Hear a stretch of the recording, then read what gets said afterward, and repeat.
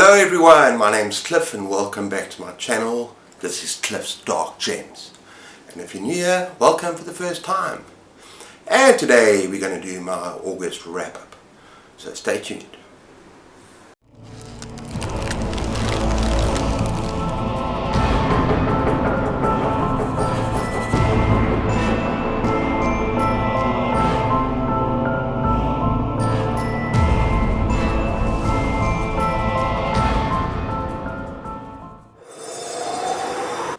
Okay everyone, so for those of you that have been watching my channel and following my community pages, yeah, you know this has been a pretty damn tough month for both of us, last month as well.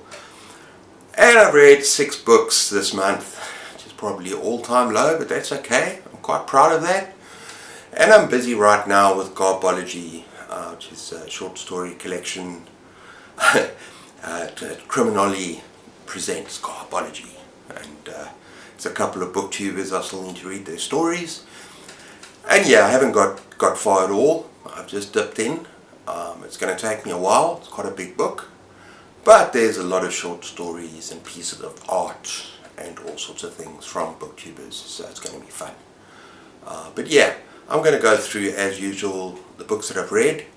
From the ones I've liked the least to the ones that are absolute favorites. So stay tuned, let's get going. Okay, we're going to start off with a very unpopular opinion, and this might upset a few folks, but I'm sorry. That is Mapping the Interior by Stephen Graham Jones. It's not a bad book by any means. I just do not gel with this author's writing, and maybe on a reread I might feel a little bit more. Because I think this book is more about the emotional response from readers. It's ambiguous. Then about actual plot and actually moving forward with the plot. It's also not horror. It's very literary. There's a lot of themes that it's covered. The plight of Native Americans. It's about loss. It's about a boy stepping in the footsteps of his father, trying to find his place. There's a lot going on in this book, but like I say, you kind of get lost in terms of what's real, what's unreal, and I wasn't really looking for that in a short novella. I wanted a story, and I didn't really get that. And the ending I was kind of going, what's this? And as I say, I think if I reread the book at some stage, I might get a little bit more from it. And it's not going to make me give up on the author. I'm going to try him again. I know there's the Indian something trilogy. There's some other stuff as well that he's written. It's very popular. But this just wasn't for me. Which is kind of sad because I was hoping it would be. But yeah, let's see in future. And actually, yeah, what is it about? It's about a boy mapping the interior of his house when he sees the ghost of his father, what he believes is the ghost of his father, roaming around the house. And it's a very small house. Once again, it brings in the whole thing about Native Americans, sorry. But I think it's less about mapping the interior of the house than mapping his own interior, his own psyche, and what it means, his identity as a Native American, and following in his father's footsteps. And the writing is beautiful, and there's parts of it I really enjoyed. But yeah, I needed story, and it was just too ambiguous for me. So maybe it needs a reread. That's Mapping the Interior by Stephen Graham Jones. Okay, next up we got Gwen in Green by Hugh Zachary. Now this is part of the 70s horror reads sort of club, reading event, with a whole lot of us that are every month we're doing a different horror novel from the 70s, books of hell, and it's in publication order. Last month we did excellent book. It was a 5-star read for me, and now I can't remember the name of the book, but it was absolutely superb. This one, not as much. I still enjoyed it, And I'm still going to talk about it on MJ's channel tomorrow night, so check that out. And it's still well worth a read, but yeah, for me it was just a bit rambling in parts. What is it about? It's about a couple, and they buy this plot of land on this island and build their dream home. Now surrounding their home is pretty much like forest and marsh and woodlands, and there's a nuclear power plant being built as well, and the land on the outside is being kind of bulldozed, and everything's being torn up. Now what's interesting about this is this wife at the beginning, and she's kind of, and this is a 70s term, I'm sorry, she's sexually frigid as a result of past traumatic experiences, and the husband is really horny, and but also very understanding and loving, and slowly, kind of makes love to his wife and tries to get her to enjoy it. I'm not going to say much more because later on things just go crazy.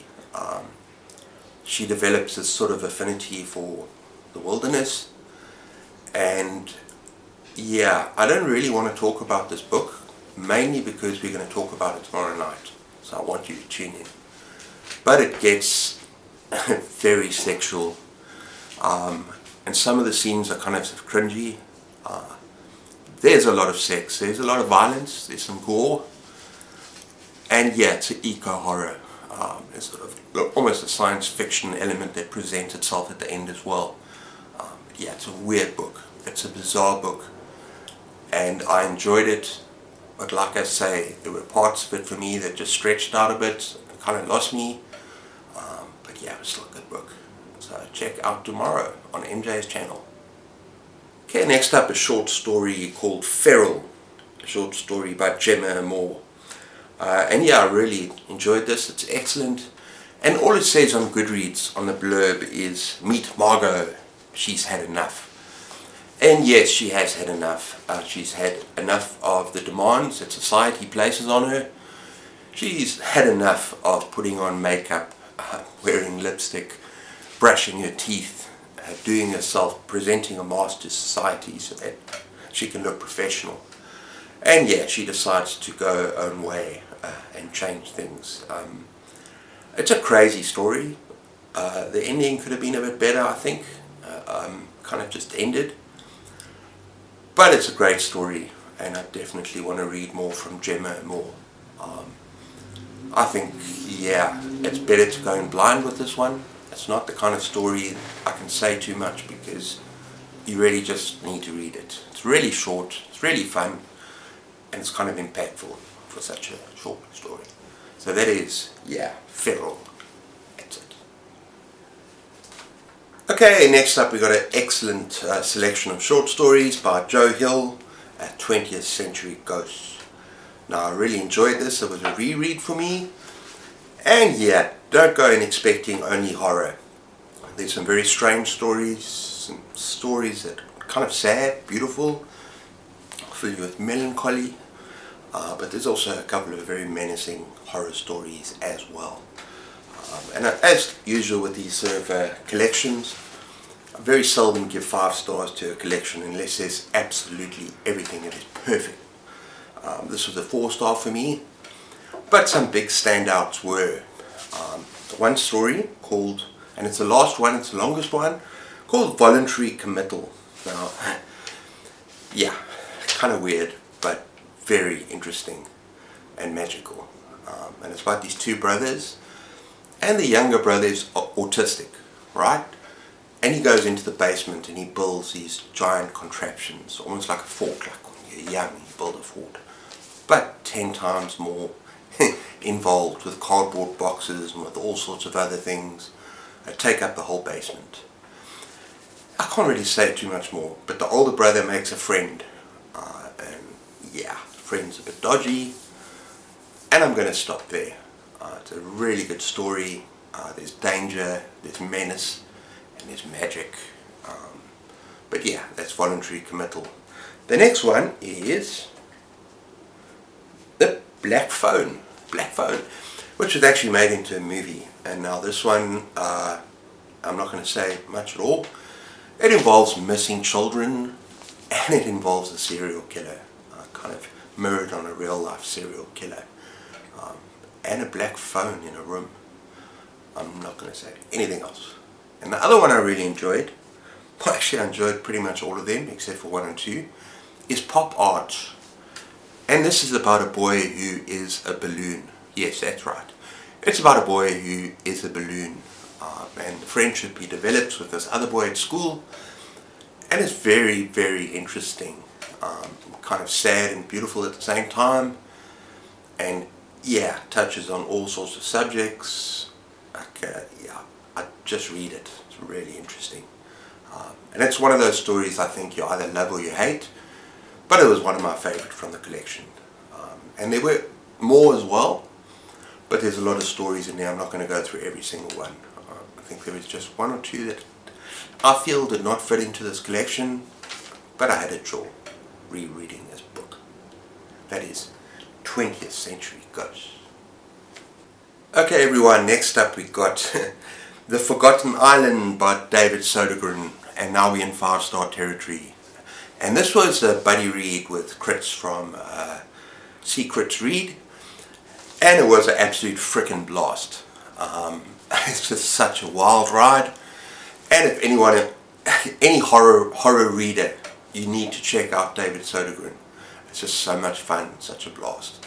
And it's about these 2 estranged sisters. Oh, and we're going to be doing a live next month where we discuss this book. And believe me, there's a lot to discuss. It's going to be a lot of fun. But yeah, very basically it's about these 2 sisters. And they're kind of estranged from each other. They got issues. And they go to Thailand to try and bond and reconnect. And yeah, and of course there's boys there as well. And there's a lot of drugs, it's a lot of partying.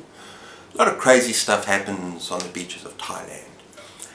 And all I'm going to say, it also involves this island that has been forgotten by the government. And stuff has happened there. It's wild, it's crazy, it's bloody, it's funny as hell in parts. And it's not for the squeamish. Okay? It's batshit crazy. But I really, really enjoyed it. And I highly recommend it. And although I don't enjoy it as much as Maggie's Grave, which for me was better, that was still right up there, 5 stars, David Sodergren, one of my new favourite authors. That is A Forgotten Island. Okay, that brings us to the final book. And this is going to come as a surprise for most of you, but I needed it this month. I needed something different. And I've been hearing about this book all over booktube. A book called Legends and Lattes by Travis Baldry, and it's a cozy fantasy. And yeah, I read it and I absolutely freaking loved it. I needed a warm hug. My wife needs warm hugs all the time right now. Well, we needed I needed to read something that was just fun and warm and cozy and just beautiful. And this was it. Yeah, there was some action in as well, but the focus is on this battle orc who basically retires. She no longer wants to fight battles. She wants to settle down in this town with all these other creatures, and she wants to open up a coffee shop. Yeah, that's right. And that is sort of the primary focus of this book, but it's so much more than that. And she develops more than a friendship with her co-worker that she discovers, who, I think the word is succubus. Yeah, the creature is called a succubus. But anyway, they develop a very close relationship, and it's about coffee and cake and all sorts of things, and the menu just gets built upon. And yeah, things do happen. There's a bit of action in this as well. It gets a bit violent, just a little bit. But I loved it for what it was. I loved it because I needed it badly at that time in August. And yeah, so 5 stars for me. Absolutely beautiful. And that is Legends and Lattes. Okay everyone, so that's my wrap up for the month of August. Hopefully I'll read a bit more in September. I think I probably should. But yeah, I'm going to read a lot more spooky stuff. Look out for my September TBR coming up soon. And let me know if you read any of the books that I've mentioned down below in the comments section. And also, if you enjoy this video, be sure to give me a like and a thumbs up and subscribe. And yeah, take care of yourselves. Keep those pages turning, and cheers.